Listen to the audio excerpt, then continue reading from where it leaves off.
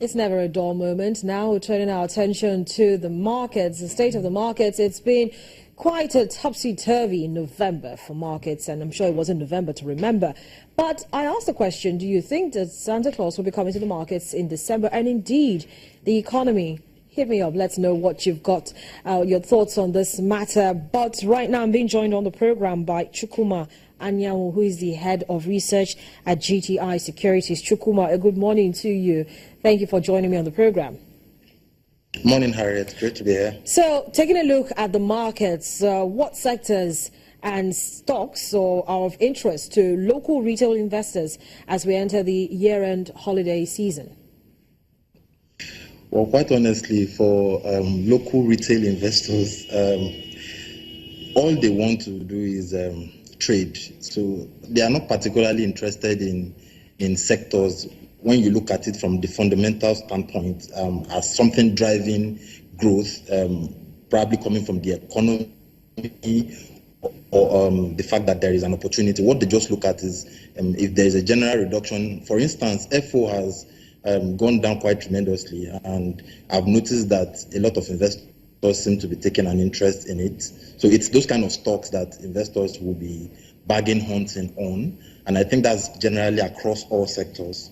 So it's not specific to any particular sector. It's just an opportunity for trade. Whenever they see that a stock is properly beaten down, they just take advantage of it, and it cuts across all sectors. Harriet. So, Chukwuma, how much of the crunching economic environment is impacting retail investors' buy, hold, or sell sentiment?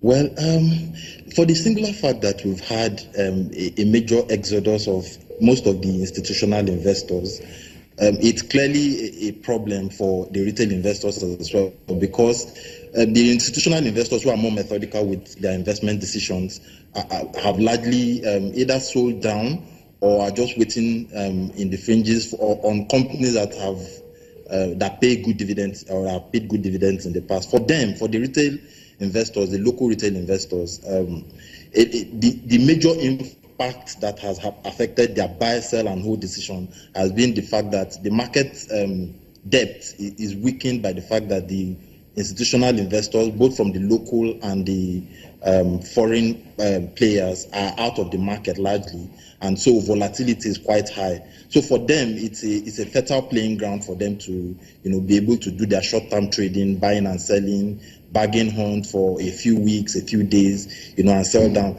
The major people who the economic impact has really had a bearing on will largely be the institutional investors. The retail investors are not that methodical with their investing.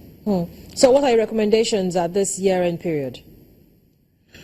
Oh, well, we are still very up on Dangote Cement. We think that if there is going to be any kind of resurgence whatsoever, it's a company that is properly positioned to take advantage of it. And even though there was a lot of pressure on the half-year numbers, on the Q3 numbers for Julius Berger, we are still very optimistic about the prospect for growth, considering the fact also that infrastructure investment is a key factor that will trigger an outlet from the recession for the country.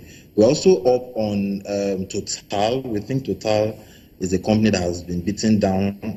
If you check the 52-year week high for the company, it's traded at about 345, 350, and it's currently doing below, I think, 250 at the moment. So, yeah.